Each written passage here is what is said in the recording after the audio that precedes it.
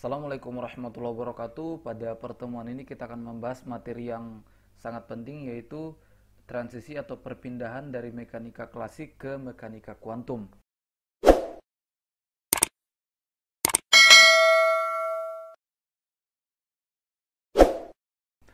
Nah, sebenarnya materi ini merupakan lanjutan dari materi yang sebelumnya, yaitu tentang sejarah perkembangan mekanika klasik. Di situ saya sudah membahas secara umum sejarah perkembangan mekanika klasik dari masa ke masa, dari zamannya Aristoteles sampai di masa Newton dan berikutnya.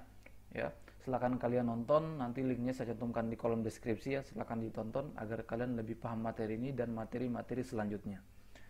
Nah, kali ini kita akan membahas seperti yang saya katakan tadi, transisi mekanika klasik ke mekanika kuantum. Mungkin kalian bertanya, e, kita sering mendengar istilah fisika klasik dan fisika kuantum. Apa sih bedanya dengan mekanika klasik atau mekanika kuantum? Jadi, mekanika klasik ini merupakan salah satu cabang dari fisika klasik ya. Nah, fisika klasik itu dia ilmu secara umum yang memiliki beberapa cabang. Di antaranya ada mekanika klasik, ada elektrodinamika atau elektromagnetik klasik, ada juga termodinamika klasik ya, dan lain-lain ya. Kemudian untuk fisika kuantum dia juga memiliki cabang-cabang ya, di antaranya ada mekanika kuantum, ada termodinamika kuantum, ada elektromagnetik atau elektrodinamika kuantum, ada teori medan kuantum ya.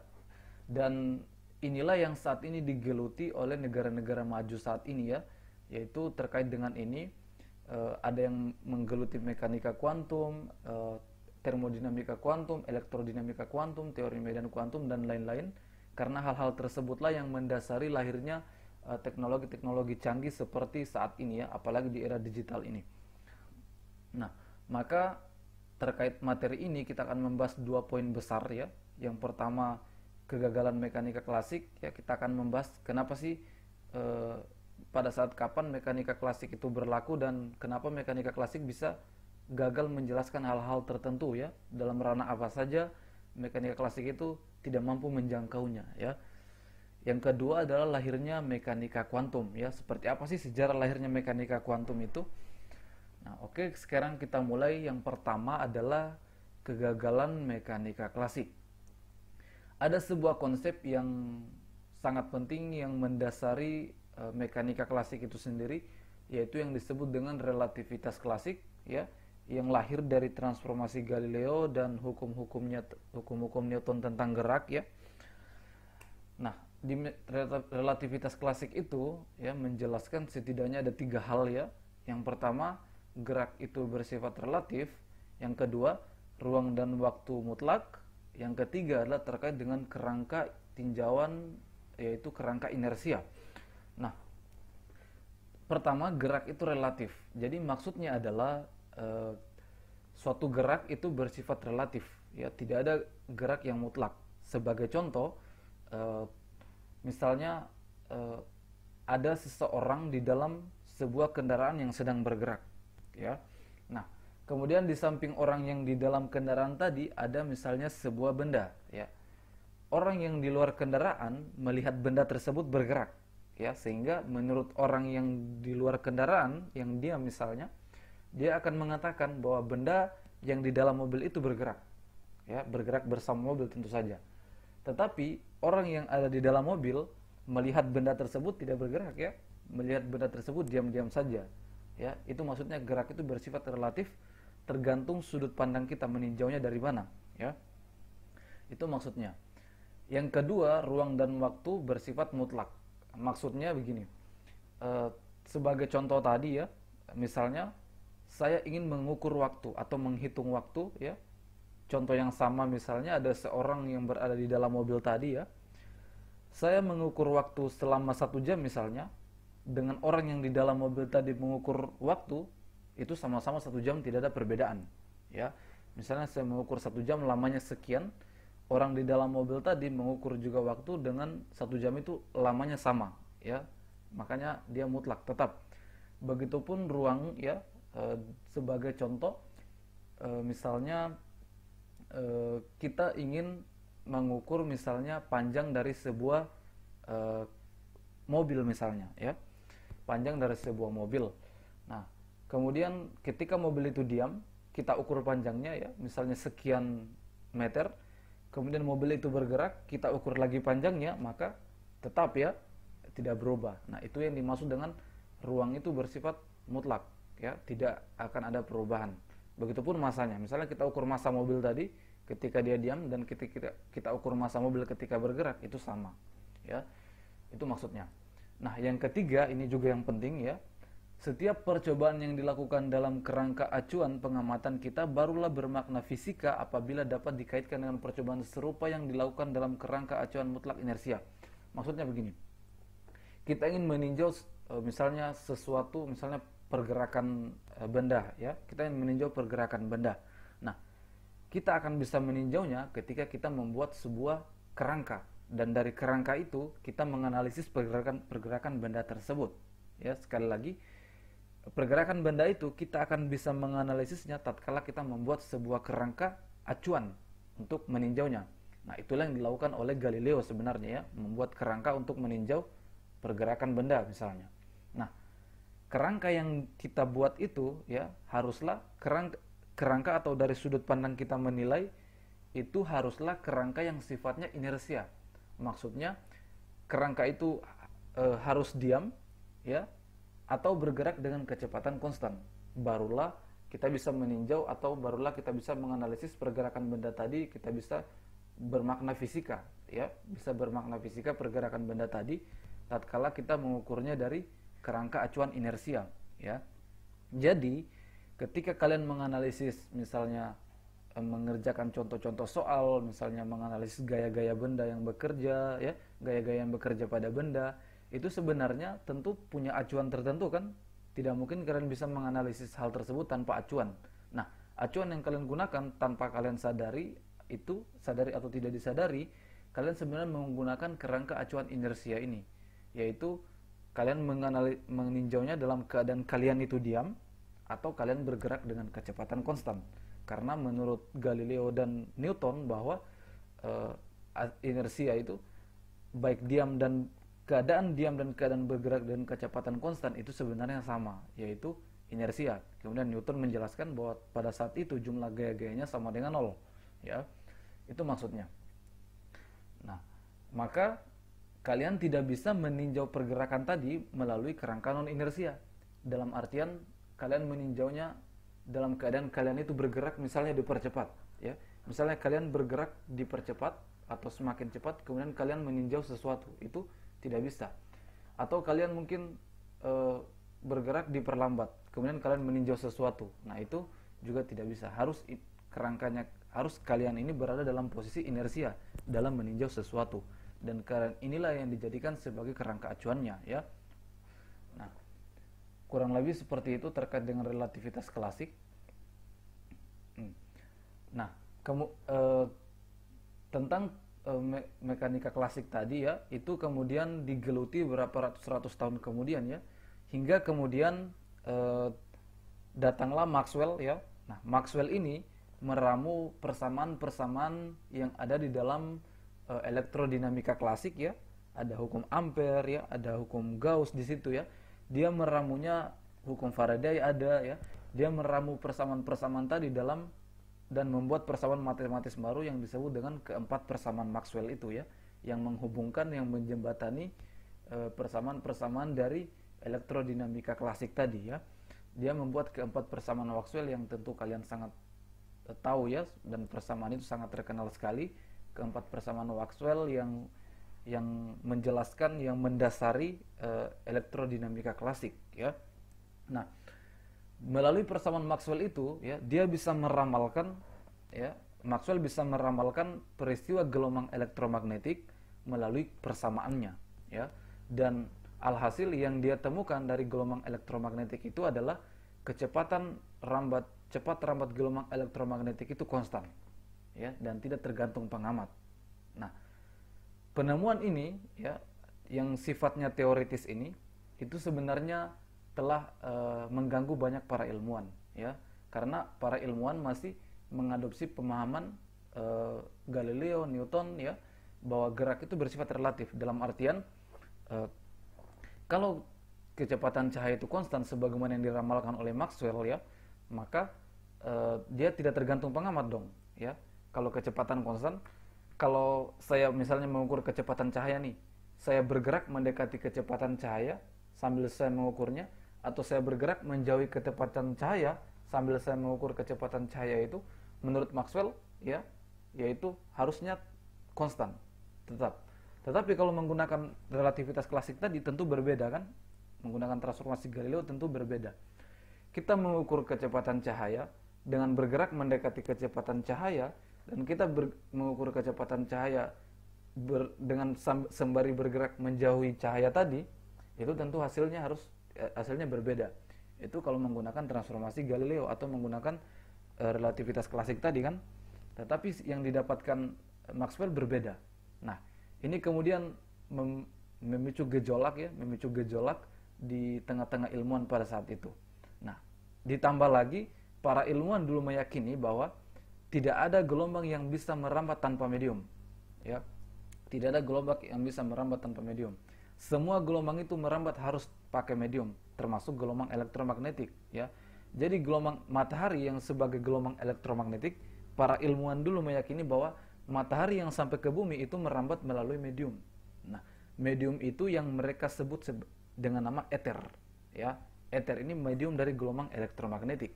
Nah, meskipun mereka masih sulit membayangkan ether itu seperti apa, ya, ether itu seperti apa. Jadi mereka mengandaikan perambatan gelombang elektromagnetik atau misalnya gelombang cahaya ini itu sebagaimana gelombang bunyi, ya. Ketika kita mengukur bunyi, ya, gelombang bunyi, kita bergerak mendekati sumber bunyi dan kita bergerak menjauhi sumber bunyi. Ketika kita ukur kecepatannya kan tentu berbeda. Kecepatan bunyi tadi tentu berbeda. Nah, seperti itulah mereka beranggapan gelombang elektromagnetik seperti itu juga. Maka kita akan dapatkan kecepatan gelombang elektromagnetik itu berbeda. Nah, sedangkan yang diramalkan Maxwell melalui persamaannya yang spektakuler itu justru sebaliknya, bahwa kecepatan rambat gelombang elektromagnetik itu konstan, tidak tergantung pada pengamat. Kita bergerak mendekati cahaya atau bergerak menjauhi cahaya, ketika kita mengukur kecepatan cahaya harusnya konstan. Ya. Itu memicu gejolak, ya. Nah, maka hingga pada tahun 1800-an ya, di akhir abad ke-19, dan inilah detik-detik keraguan itu mulai muncul terhadap mekanika klasik, ya, dan inilah detik-detik kejatuhan mekanika klasik atau kegagalan mekanika klasik, ya. Di akhir abad ke-19 ya, yaitu sekitaran tahun 1887 ya. Dan sebenarnya sebelum ini sudah ada gejolak kan terkait dengan persamaan Maxwell dan Newton, ya. Mana yang salah? Apakah Newton yang salah atau Maxwell yang salah, ya, terkait dengan kecepatan cahaya ini kan. Nah, maka tetapi Maxwell di situ masih sifat-sifatnya teoritis, ya. Hingga di tahun 1800-an, di akhir abad ke-19, 1887, dua orang ilmuwan, ya, bernama Michelson dan Morley, ya, menemukan suatu cara untuk menyelidiki ketergantungan kecepatan cahaya terhadap pengamat. Jadi mereka ini ingin mengukur kecepatan cahaya, ketergantungan kecepatan cahaya terhadap pengamat, ya. Nah, bagaimana sih? Apakah mungkin kecepatan cahaya itu berbeda, ya, ketika kita ukur dengan pengamat yang berbeda pula kondisinya? Nah, mereka memanfaatkan yang namanya interferensi cahaya dengan dengan alat yang mereka buat yang bernama interferometer, ya. Nah, ternyata setelah mereka lakukan percobaan, hasil yang mereka dapatkan itu menakjubkan, yaitu kecepatan cahaya itu konstan, ya. Nah, ini juga kembali memicu polemik di tengah-tengah ilmuwan pada saat itu. Jadi seakan-akan ilmuwan klasik itu seakan-akan digebuki kepalanya begitu, dikagetkan. Karena konsep Newton itu sudah diterima beratus-ratus tahun, sekitaran 300-400 tahun, kemudian dipatahkan, ya. Dipatahkan bahwa ternyata kecepatan itu, gerak itu ada yang mutlak. Sedangkan tadi relativitas Newton, relativitas klasik, gerak itu relatif. Ternyata ada gerak yang mutlak, yaitu gerak cahaya ini kan, kecepatan cahaya. Nah, bahkan kedua ilmuwan ini masih tidak puas dengan apa yang ditemukan, karena mereka masih beranggapan tidak mungkin ada kecepatan yang konstan yang tidak tergantung pengamat. Nah, mereka kemudian mengubah lagi ya waktu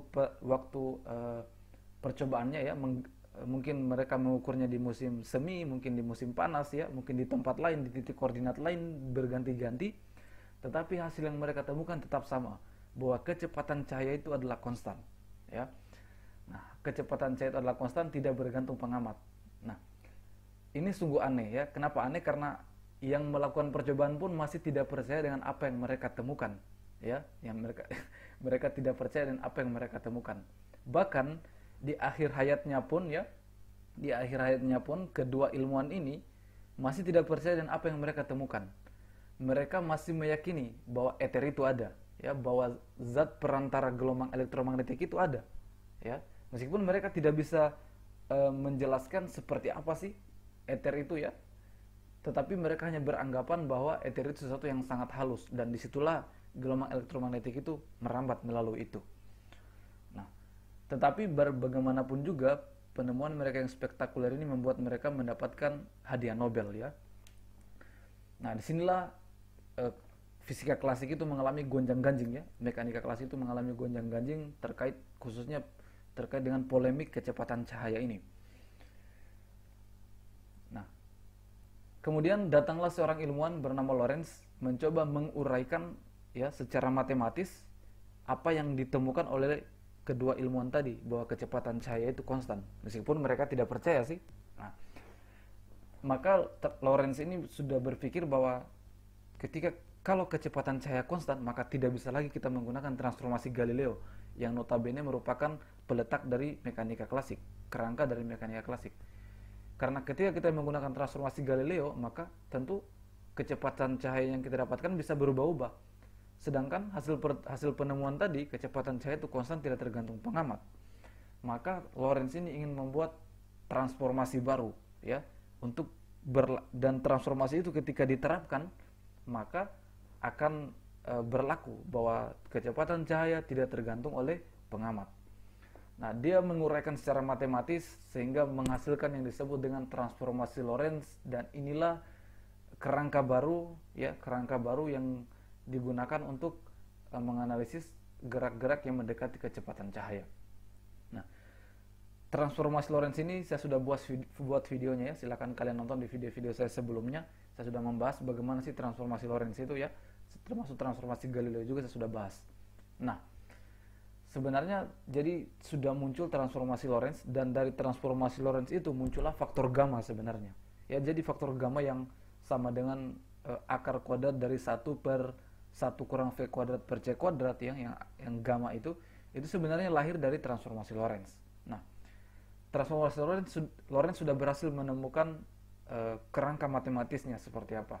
Nah, tetapi dia juga masih meyakini bahwa ether itu ada. Jadi ilmuwan-ilmuwan ini masih tidak percaya bahwa ada gelombang yang bisa merambat tanpa medium. Mereka masih tidak percaya. Mereka masih meyakini bahwa gelombang itu harus merambat melalui medium. Sehingga meskipun dia sudah mendapatkan kerangka baru, mendapatkan sudut pandang baru, tetapi dia masih meyakini bahwa ether itu ada ya. Nah, hingga kemudian datanglah Einstein ya, pada tahun 1905 itu mempublish makalahnya ya, yang 3 makalah, yang salah satu diantaranya itu menjelaskan tentang polemik ini ya, yaitu dia menjelaskan bahwa ether itu tidak ada ya. Kemudian dia perkenalkan relativitas klasik yang dia memperkenalkan relativitas Einstein ya, relativitas khusus ya, sekaligus membantah relativitas klasik ya, yang mengatakan ruang dan waktu itu mutlak, bahwa ternyata ruang dan waktu itu juga relatif ketika objeknya bergerak mendekati kecepatan cahaya ya. Nah, kemudian Einstein juga memperkenalkan teori relativitas umum ya. Nah, karena relativitas klasik tadi kan tidak berlaku pada kerangka non inersia. Nah, maka Einstein membuat konsep baru yang meninjau sesuatu melalui kerangka non inersia yang disebut dengan relativitas umum itu ya. Jadi seperti itu. Nah, maka kalau kita ringkas maka kegagalan teori relativitas klasik itu pada 2 aspek ini ya. Yang pertama, dia tidak berlaku pada kerangka non inersia ya. Maka datanglah Einstein yang memperkenalkan teori relativitas umum, ya, yang menggunakan tinjauan kerangka non inersia. Nah, kemudian yang kedua, tidak dapat menjelaskan terkait kecepatan cahaya, ya, karena kecepatan cahaya konstan, sedangkan kalau menggunakan relativitas klasik berbeda, ya. Maka disinilah sebenarnya detik-detik keimanan para ilmuwan, tanda kutip ya, keimanan para ilmuwan terkait mekanika klasik itu sudah mulai rapuh, ya. Apalagi sudah membahas hal-hal yang mikroskopik, ya, sudah membahas fenomena-fenomena yang ditemukan melalui hasil praktikum secara mikroskopik pada tinjauan atom. Nah, pada ranah-ranah itu mekanika klasik sudah tidak mampu menjangkaunya, ya. Nah, jadi kalau ada yang mengatakan relativitas klasik itu hanya membahas sesuatu yang makro, tidak membahas sesuatu yang mikro, hanya yang makro-makro saja, itu juga sebenarnya keliru. Kenapa? Karena relativitas atau mekanika klasik, ya, juga membahas sebenarnya hal-hal yang mikro, ya. Fisika klasik itu membahas juga hal-hal yang mikro sebenarnya. Fisika klasik membahas hal-hal yang mikro. Kita tahu dalam cabang fisika klasik itu membahas termodinamika klasik. Nah, di dalam termodinamika klasik itu sudah membahas gas ideal, ya, teori kinetik gas, dan itu membahas hal-hal yang mikro, yaitu molekul, ya, membahas hubungan energi kinetik molekul, ya, itu membahas hal-hal yang mikro. Nah, tetapi makin kesini kemudian banyaknya penemuan-penemuan yang baru ditemukan, misalnya efek fotolistrik dan lain-lain, ya, radiasi benda hitam dan lain-lain. Mekanika klasik tidak bisa menjelaskan hal-hal tersebut, ya. Nah, mungkin sampai di sini dulu. Nanti kita akan lanjutkan di part berikutnya, ya. Nanti kita akan bahas seperti apa sih konsep yang dibuat oleh Einstein, ya. Tentu Einstein tidak membuatnya sendiri sebenarnya. Dia mengambil konsep-konsep dan mengembangkannya, seperti dari transformasi Lorentz, ya, dari teori kuantum Planck sebenarnya, ya. Nah, bagaimana Einstein itu, apa sih makalah yang diterbitkan oleh Einstein. Kemudian kita akan membahas juga di part berikutnya adalah lahirnya mekanika kuantum, ya. Lahirnya mekanika kuantum dari radiasi benda hitam, ya, sampai nanti karena tidak ada lagi kerangka acuan, ya, karena mekanika klasik dianggap sudah gagal, ya, sudah runtuh. Kerajaan mekanika klasik sudah runtuh, tidak bisa lagi digunakan untuk meninjau hal-hal yang seperti tadi, ya, bahwa terkait hal-hal yang bersifat mikroskopik, hasil-hasil penemuan yang tidak bisa lagi dijelaskan oleh mekanika klasik, ya. Maka para ilmuwan tidak memiliki sudut pandang yang standar lagi, ya, sehingga pada saat itu terjadi perdebatan para ilmuwan, ya, terjadi perdebatan para ilmuwan karena tidak ada lagi standar yang baku, karena mekanika klasik telah dianggap gagal. Terjadi perdebatan para ilmuwan hingga berakhir di konferensi Solva, ya.